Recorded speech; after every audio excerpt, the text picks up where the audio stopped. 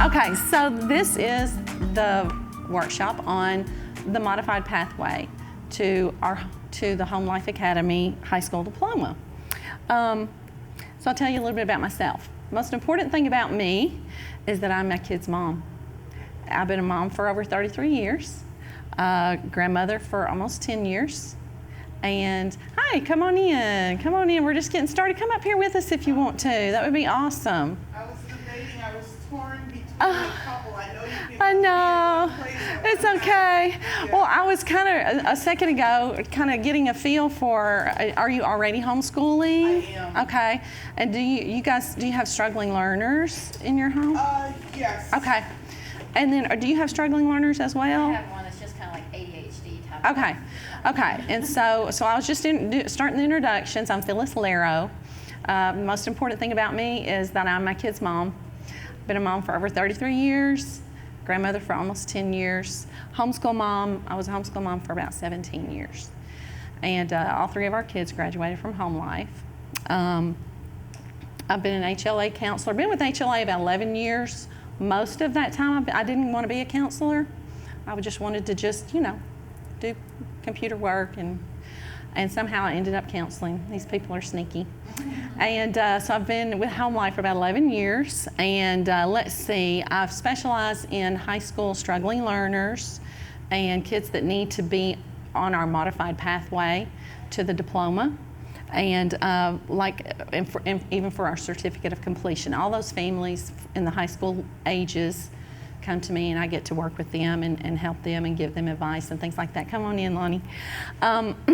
My background, I have a background with the state of Tennessee, but vocational rehabilitation services was a really important part of kind of my desire and my interest in working with struggling learners and people with disabilities. Adults with Adults with cognitive delay. I've got a little bit of experience working with adults with cognitive delay. And then I had struggling learners in my family too. And so it's been an interesting life and journey. So hi, come in. Oh, we should have waited a few minutes to start. Welcome. And so let's talk a little bit about the modified pathway.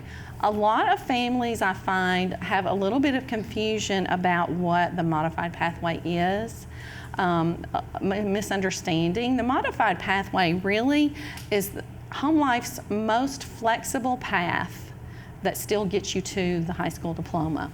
HomeLife Academy has one diploma, the same diploma for the kids that are going to leave and go to the Ivy League colleges. Is the same diploma that our kids on the modified path get. So it's all the same diploma.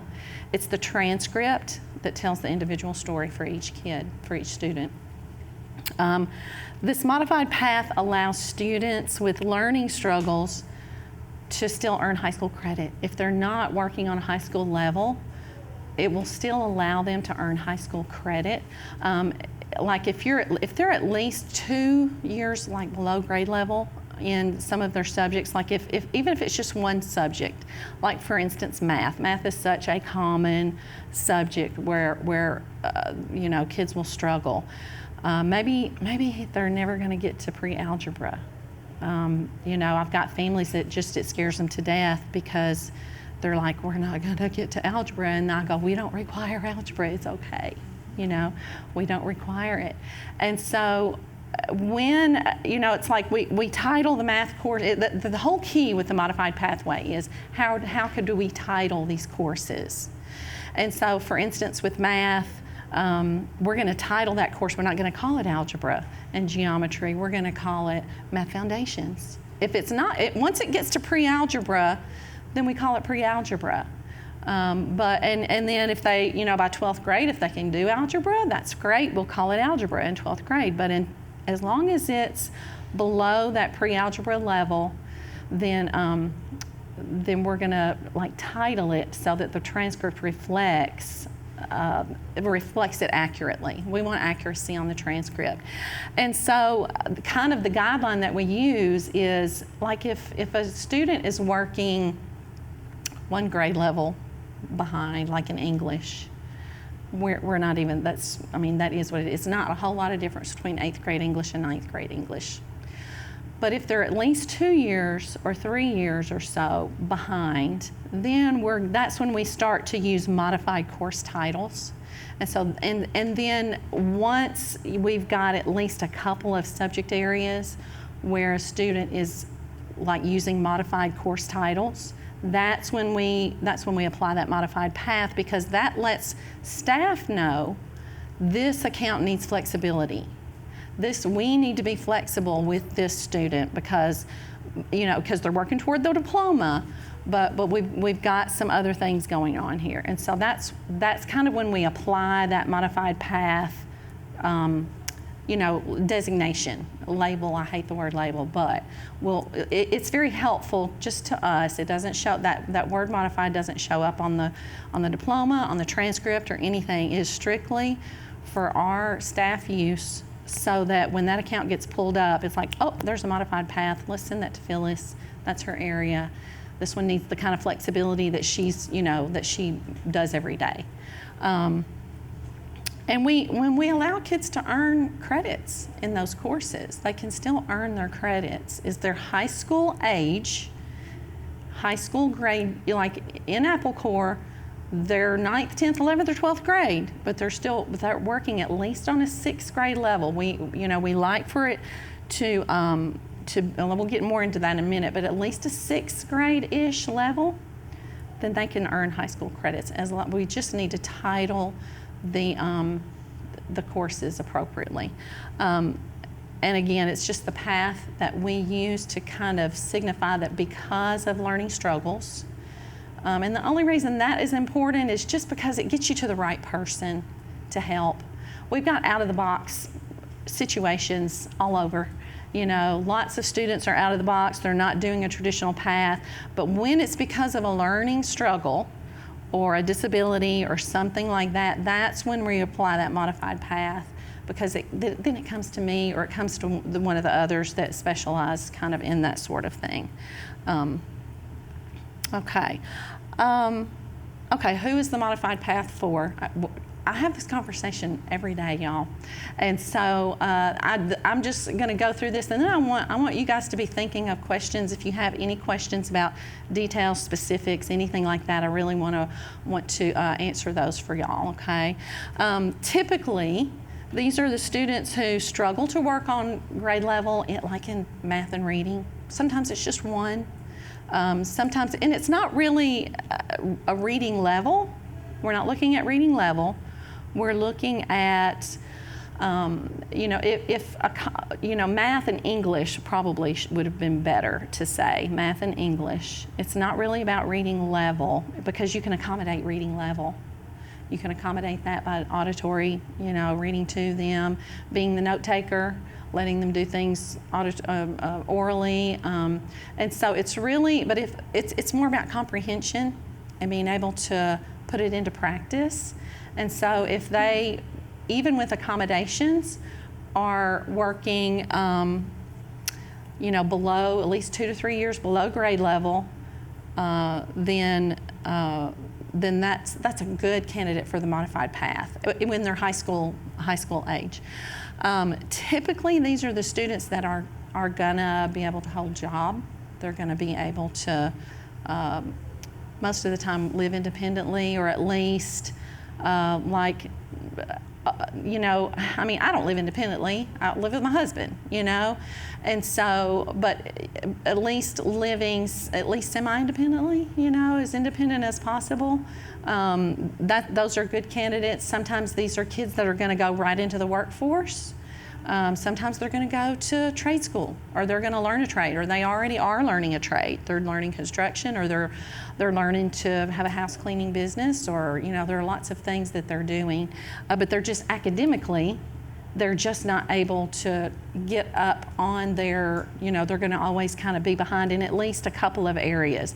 And when that happens, we only title the courses that are actually below grade level as modified. We don't title all of them. It's just to have an accurate transcript.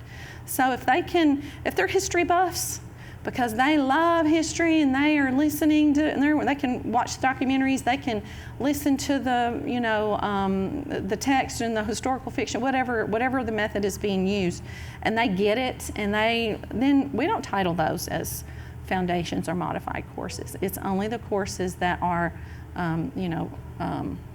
being modified. Okay, so that's kind of a little bit of an idea of kind of who this is an ideal path for. There's a little bit of criteria for this because it is a regular high school diploma. We like for courses to be at least on the 6th grade level in order to begin earning credits. Okay, that means even with accommodation, that can be like, with accommodations even, using reader, using note taker, if they can comprehend these subjects on at least a 6th grade level, we're comfortable with awarding credit as long as it's a high school age student. And so that's kind of the beginning. And then by the time they graduate, we like for them to be on about an 8th grade level, except for math, because pre-algebra is 8th grade math. We're not going to require that. But if they can use basic math in practical application situations, then we will call that like a life skills math or a practical math or something like that, and we can go with that. And the whole reason behind this is that this is a regular high school diploma. Like I say, it's the same high school diploma that our students leave and they go to military academy, they go to Ivy League colleges. And so a lot of these kids are going to go into employers. And sometimes there is like a basic skills test that employers will give, and it's usually on about the 8th grade level. So we're hoping that students are gonna be okay, like that they could kind of be able to pass that, basic 8th grade knowledge test. We don't give it, we don't require any proof that they can do that, but that's kind of what we look for. And when I'm talking to moms or dads, we kind of talk through that. This is what you're shooting for. Because sometimes you don't know what to shoot for, Let's shoot for that, and then if it looks like you're not going to make it, let's talk again, because I might see things that you don't really see, And so anyway, but that's just kind of the nuts and the bolts of sort of what we look for. Those are the guidelines of what we look for. And then on the transcript, we just want modified courses to be titled so that it's an accurate reflection. If you're doing the backyard chemistry that Margie was talking about a minute ago, we're not going to title that like chemistry with lab. It would probably be a foundations chemistry or something like that. Foundations of chemistry. I love saying foundations of something. And so we just would want that title. In some of these transcripts, y'all, every course pretty much is modified. I mean, a mom will just say, this is what we can do, and it's fine. And then some of the modified path students, maybe their science and their math are going to be modified, but maybe in language arts they're fine. And in history and social studies, they're fine. And so it'll only be those two areas. But sometimes these things affect lots of different things. And so that's why I'll encourage, I don't force anybody to click that modified path, but I do encourage it just because it just gets you the right counseling. It just lets us know, it lets staff know, and so it's super helpful. So anyway, that's the kind of the criteria of the modified path. Okay, so one of the things that sometimes families don't realize is there is a difference between accommodations and modifications. Modifications, well, let's start with accommodations since that's first on the list.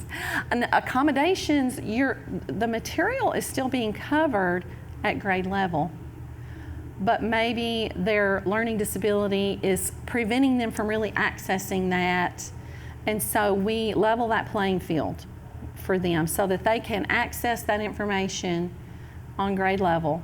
And so we make accommodations for the learning style, for the learning disability. And I'll tell parents a lot, we don't want that because they'll say, well, he's only reading on a 3rd grade level.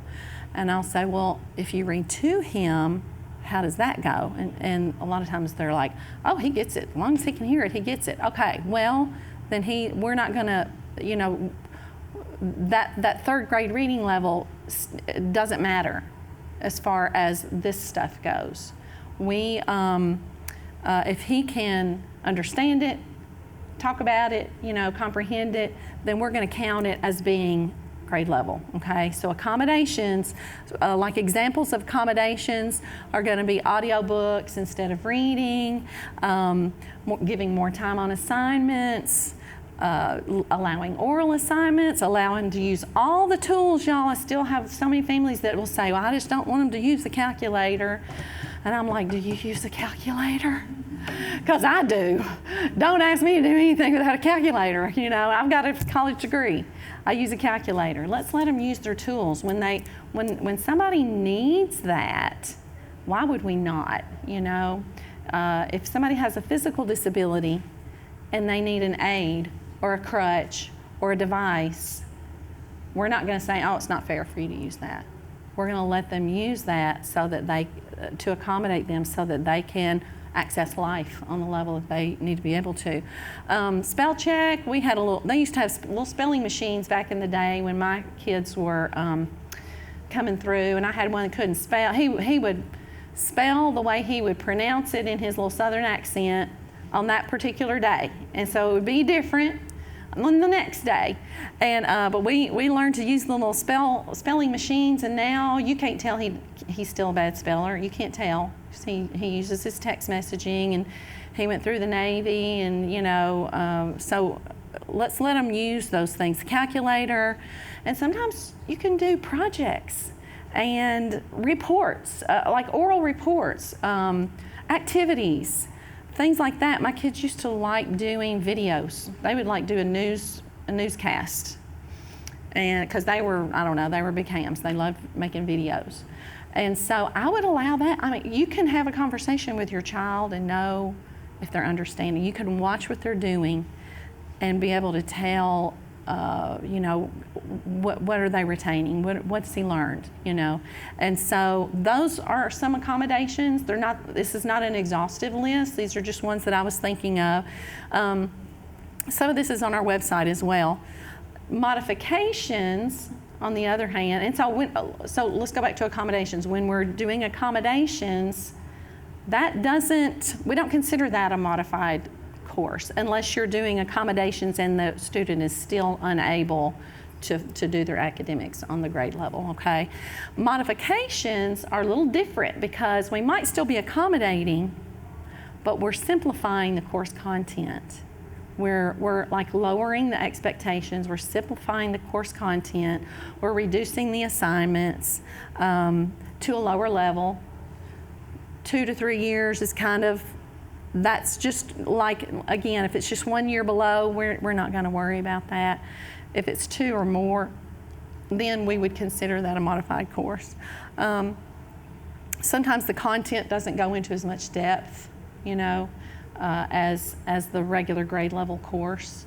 We'll skip assignments. Like sometimes families will use a grade level curriculum or program, but it's like they can tell when the topic is not sticking, when the child's not getting it. It's like, let's just skip that part and let's just go on to something that we can comprehend a little bit better. That would be considered a modification also.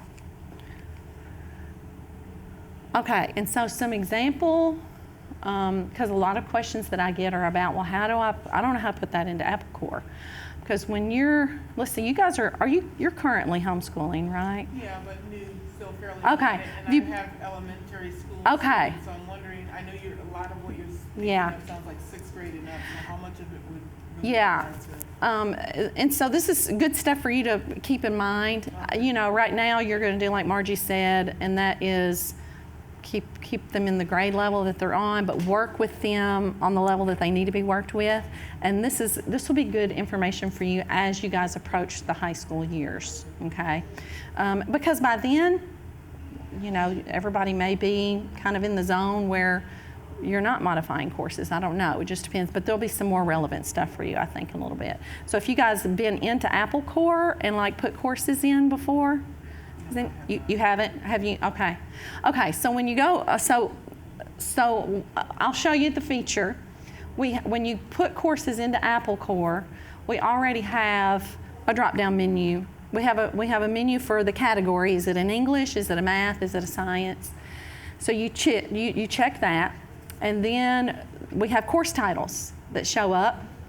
Well, for these modified courses, we've got a few of the Math Foundations course titles are there, but for a lot of these course titles, they're not there. So I'm going to show you in a little bit kind of how to maneuver that. But we get creative with our course titles. We think about what's the best title that really accurately describes what we're doing. That's what we're looking for. And so just some examples are practical English, modified English, like a modified English 9, modifying if it's fairly standard with reading, like literature and writing, but it's just on a lower level, then it would be like a modified English 9, modified English 10. If it's more of a focus on reading for enjoyment or learning to read labels, you know, just kind of focusing on day-to-day sort of life skill English type stuff, we can call it a practical English. Reading and writing is really what makes up the high school English credit. And so the writing can be things like practicing filling out job applications. It can be journaling, lots of things. Practicing emails. I've had families that was one of the things they would do. Son had a business, and so he would send out his emails to customers and things like that. That's a practical English, and it could be like a practical English 1, 2, 3, 4, or a 9, 10, 11, 12. Foundations of English, and so some of the math titles, Math Foundations, Practical Math, Life Skills Math. There's a lot of math in what we do every day, y'all. There's math when we're teaching them about money. There's math in time management, you know, and it's a skill to be able to manage your time so that you can show up to work, or so that you can be ready to go to this activity, or you know, you only have this many minutes to get things picked up so that you can do something else. And so there are a lot of skills in that, but math is one of them. That is one of the things that can be worked on, is time management as far as life skills math, measuring in the kitchen, kids who are living on a farm or even living in the city where if they're doing a garden or helping with a garden. Some kids are helping their dad with, you know, put in flooring, or they're building a shed, or whatever they're measuring. They're learning about square. They may not be out there doing it perfectly themselves, but they are focusing on being exposed to these things and learning these things. They're going to be learning things that they aren't teaching in high school, you know, on a regular basis, and these are really important things. So we've got lots of different titles for math, and I can help you. If you ever get stuck, I can help you with all of these course titles. Modified, any kind of subject that is lower, we can always call it a modified whatever it is, okay? Whether it's history, science, whatever. Okay, so this is AppleCore, and so this is an example of how you would put in courses that are modified, that maybe the course title is not already there for you. So we've got Bob. You would sign into your account, go to the grade reporting section in AppleCore, click on the AppleCore link. It takes you to this page. Your student list is going to be there, and you're going to click on View Report Grades. That is going to take you to where the grades are. You're going to click your Add Course button up there at the top on the school year that you're entering courses for. You're going to select your category, and then this is the magic button. I use this one all the time. It's an awesome thing. Custom Course Title. You're going to click on that, and when you click on Custom Course Title, all those titles disappear and you just are left with an empty box. And it's a wonderful thing, gives you lots of flexibility. And so that's where you would type in the modified title, the course, the title for your course.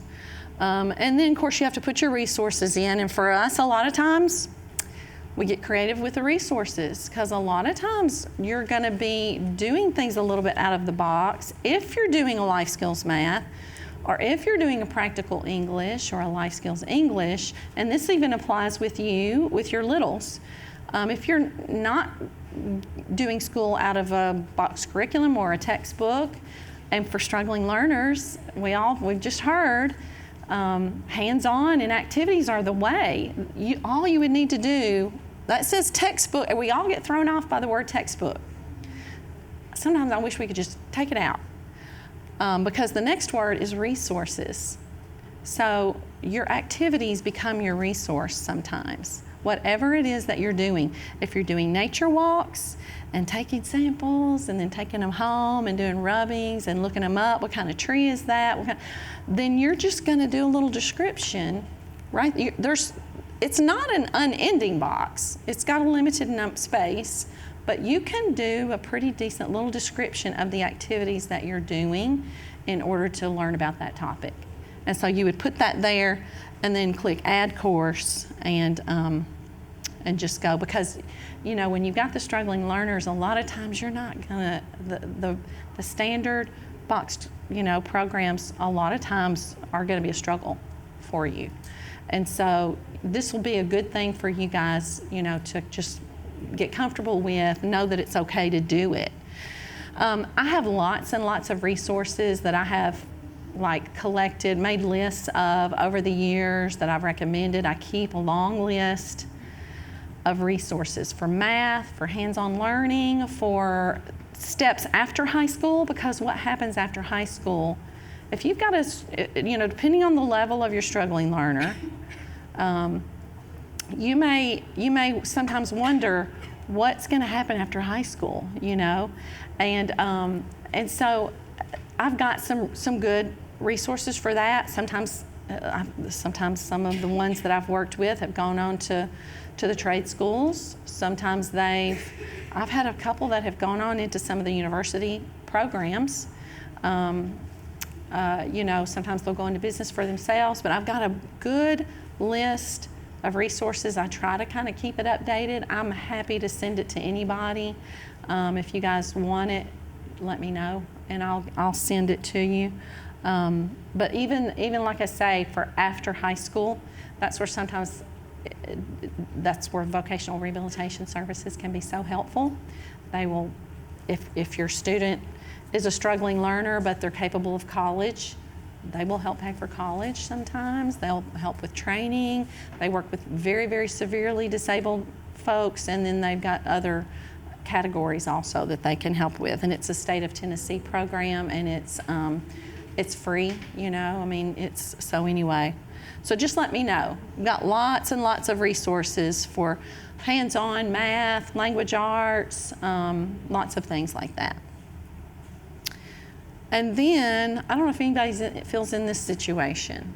What if my student courses do not meet the criteria for the modified path? Anybody feeling that at all? Okay.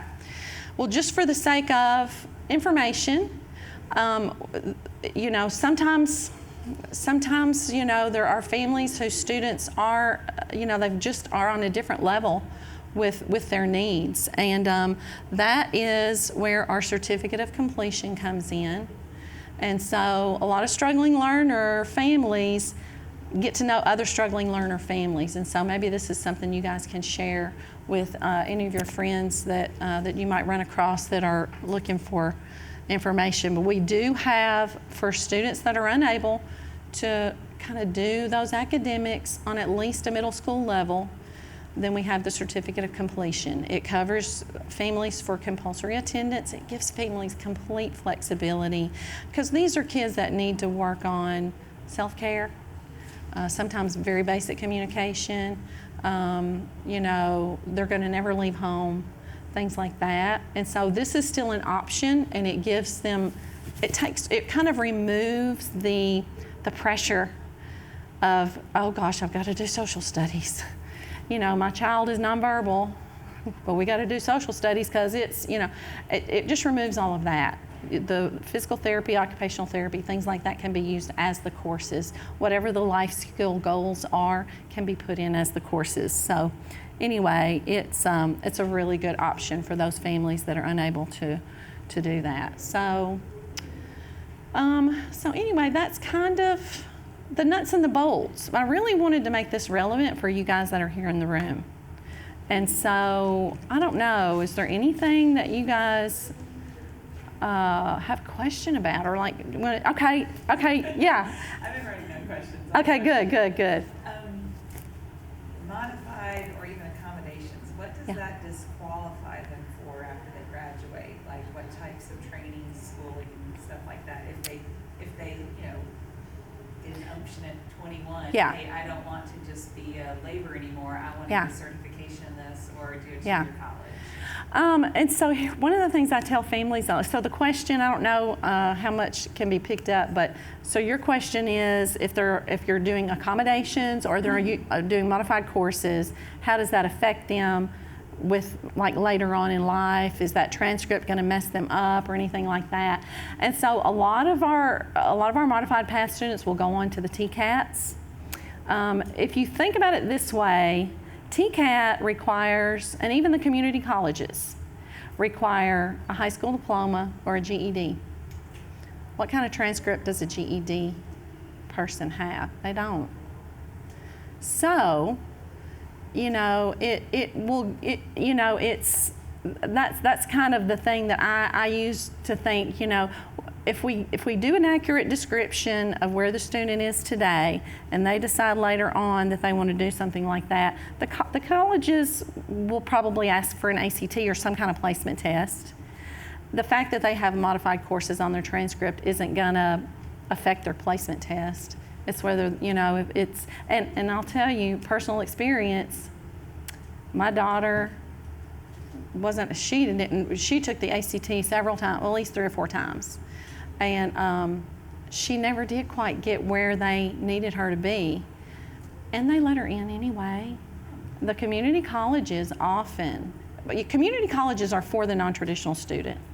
Community colleges have lots of non-traditional students. It's the people like you and me who get, you know, in their 30s, 40s, whatever, and decide, you know what, I'm going to be an occupational therapist.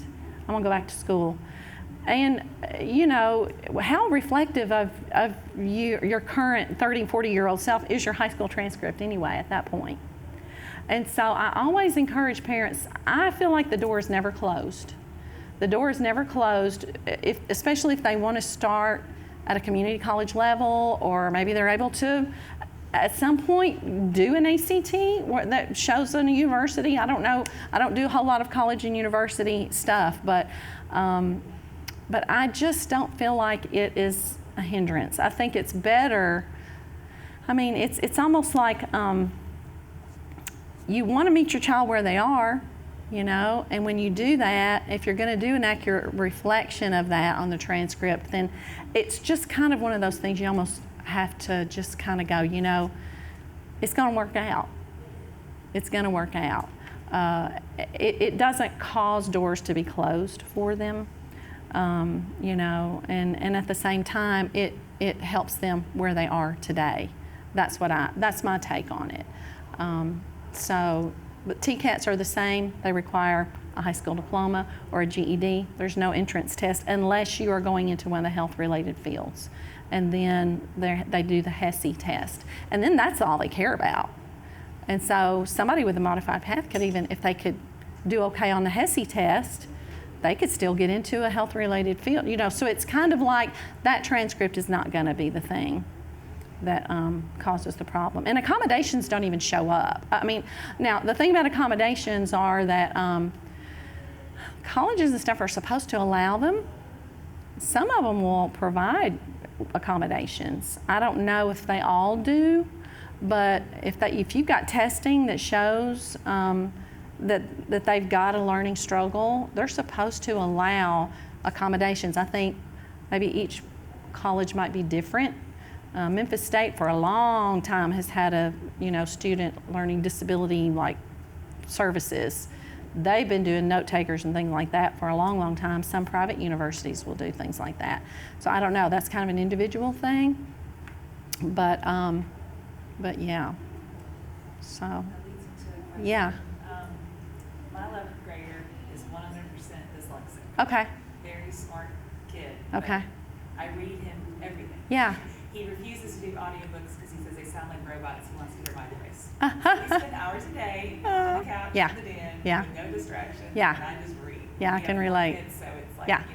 Yeah, it takes a long time. We're Yeah. till dinner every day. I can relate, yeah, But with reading, he does pretty well, but there's some things where he's one of those kids where he's like, I want it to be fair. Like, he Yeah. doesn't want to be treated like a special Yeah. kid. Yeah. So he's very, very stubborn. He's like, Mom, is that cheating? Are you helping me cheat? yeah, And so I'm like, where does the line draw? It's like, I want to ask a professional to tell him, listen, you're not cheating. Yeah. This is okay because you have dyslexia. You get a pass. Or I mean, the he way doesn't I- feel like the stupid kid who got helped by his mom and everything. The way I have explained it even to some parents, because dads are sticklers, dads can be so hard-headed sometimes. And the way I've explained it to some parents, you might have this conversation with him. If he were to have a broken leg and he were in a situation where he was only going to survive, he's in a long line of people, and if you can't get down to the end of the track over there, you're not going to survive. And he's got a broken leg, and nobody else does. And how fair would it be to say, you can't use crutches, you can't have a cast? How fair would that be? And so maybe help him think about it that way. All it's doing is leveling the playing field. That's all accommodations are doing. They're leveling the playing field. If there's a blind student, and sometimes just in my own personal, the way I kind of look at it, kids that have struggles with reading, I tend to put them sort of in that category with, okay, let's think about this. Struggles with reading. What if he was blind? What would we do then? Would we count this against him? No, we wouldn't. And his eyes work, but his brain is, and so maybe having some conversations with him like that about, so are you saying the blind student should not be able to use auditory things? And I love audible.com, and there's some other services too. Learning Ally is one. They put He's too stubborn. Audible.com. He doesn't like. Book myself. Aw. I had to read the Scarlet Letter. Oh, but you know I what? couldn't understand the Scarlet Letter. And he's like, this is the most terrible book ever. But he still read it. He's like, I Yeah. have to read this. And so Yeah. he'd sit hour after hour up till bedtime at night reading Oh. the Scarlet Letter. He couldn't tell me a single thing about Oh, but you know what? He's just that I love that stubborn. work ethic that he's got. That's amazing. Because so many times our struggling learners, it is so frustrating and so difficult that they become experts at avoidance. He's got an incredible work ethic, and so that's wonderful. If you could get him to listen while he's reading and let him read along. I used to try to get mine to do that. He preferred to just listen. He was like, I ain't reading that. He liked to listen instead. But maybe you could get him to listen, and that might help him if he listened while he read. And you need to be here for the next one too, because she's the dyslexia person. Yeah. So yeah. As for like accommodations, Yeah. Algebra 2 is an absolute nightmare. We barely Yeah. survived Algebra 1. Yeah. Geometry for dyslexia, I guess he did like A's. He Yeah. loves geometry. Uh-huh. It just came so easy Yeah. to him. But now we're in Algebra 2. He's Yeah. like, what happens if I fail this year? Because we're already making B's on our first test. Yeah. and he's really What does he want to do after high school? He wants to farm like his dad. Okay. So he's trying to get ahead all the time, go into harvest, get off of school, go to harvest. So, He's so driven. I want this done so I can harvest. Yeah. Well, we don't require Algebra 2. I mean, but what you could, Like I said, so what you, graduate okay. too, you know? Well, I mean, that's, yeah. So, I would, if he wants to stick with it, you know, he's doing Algebra 2, but he's struggling with it. Maybe you could slow it down and call and like do Algebra 2A. We do this sometimes with algebra. Algebra 2A, let him take the full year to do half of it. Meanwhile, going, you know, we could do a different kind of math, you know, but. He gets parts of it and not other parts. Well, so what you, I mean, that could be considered a modified. You could call it a modified. You By could. just eliminating the really You could. You could. multi-step If he will let you do that. Turned upside down dyslexic-wise, he can't do those Yeah. problems. So. If he will let you do that, I would. If he really wants to do, I hate to tell a kid, no, you don't need to do Algebra 2. I hate to do that. It makes it, his brother is extremely gifted academically. High Yeah. ACT, he's going to get a good Oh, scholarship me. come to uni next Yeah. year. And his brother's Yeah. only 1 year ahead of him. Yeah. And so there's always Yes. comparisons. Yeah. So he's thinking of, Mom gives me a pass that means I'm stupid. Yeah. It's always in the back of his mind. And that's why he's so like, I'm going to do this. Yeah. Even if it kills me, I'm going to Yeah. do this. Bless his So heart. Yeah. It's just really hard convincing. Yeah, him, it's- that's Mom one of- can help you with some stuff. I've seen kids with learning struggles do amazing things just because they had that work ethic. Yeah. And like, I would think, oh no, she's probably got this. I mean, this would be a friend of mine had a child, one child that was going to be like his daddy and just go straight through medical school. I mean, he knew that by 5th grade he was going to be a doctor. And the daughter was struggled so bad, and I would think, oh, she's, you know, because my kids were like, oh, that's hard. Let me do it a different way. I mean, they were all about the accommodations. She just had that work ethic, and she went through. She went all the way through college and everything, and so that's a good thing. And so I think you go with the flow as much as you can, and if it's something he wants to do, you know, I say, yeah, modify it for him, or if he'll let you. You know, he doesn't. We don't need to give him a 0.5 on his transcript. I mean, you just really hate that. But if you call it a modified Algebra 2, you wouldn't have to grade him on that same kind of scale. Like I've even done. I have an 8th grader who's also dyslexic with ADHD. So Been there. Been there. But the 11th grade actually sits and works all day. Yeah. The 8th grader is, That- you know, everywhere. You'll be calling us about unschooling on that one probably. So out of the box learning. We Yeah. have long days in school. Yeah. Yeah. But as for, let's see, what was I going to say? Oh, I'm trying, I read the tests ahead to him. He's okay with that. So we go orally through the test, Okay. and I hand it to him. He just can't recall like words for short answer. That is all match Yeah. and multiple choice. He does great. Yeah, okay. He sees the word, recognizes it, does it. But for some reason, dyslexia, you can't recall. Yeah. Like John Cabot was the one from England who came and Yeah. explored in U.S. history. And, you know, he just has to see his name, and he's like, oh yeah, that's him. Yeah. But that's where we struggle with. But I'm trying to give him accommodations. He's okay with some of those things because he's still taking the test. I mean, even for though Mom me- just gave him the answers. And he may be opposed to this himself, but for me, if I don't know, I didn't do a whole lot of testing for history, just because regurgitating facts and people and dates, it's just not. Sometimes it tells you how good of a test taker maybe they are, but I think if you can. If you guys learn about whatever you're learning about in history, and he seems to get it, I'm not sure that I would do. I mean, unless he likes it and he doesn't want to drop it, doesn't want to drop the testing and wants to do it all exactly. But I just wonder if he could do a project or something like that instead. Projects. Okay. We're in Knotgrass, which is Oh, great yeah. because it Yeah. gives options. Yeah. You can either write an essay Okay. or you can do like a photography thing Yeah. where you like look up stuff on your phone and then send it to your mom. Yeah. So he always opts for those things. Okay. Yeah. So don't sweat I haven't had to have a history test like that ever since I left college, you know. So it's okay. Yeah, it's okay. Yeah. It's hard when you don't have a guidebook. Yeah. It's so frustrating. Yeah. Every kid in my family is completely different. Yeah. So Yeah. we have different curriculum for every child. Yeah. And it's Oh. So, you know, because they all have different learning Yeah. issues. And then my 4th, she's as typical as you get. Yeah. She's not advanced, she's not behind. Yeah. She's my only normal one. she's adopted someone, that just shows our gene pool is all messed up. Yeah.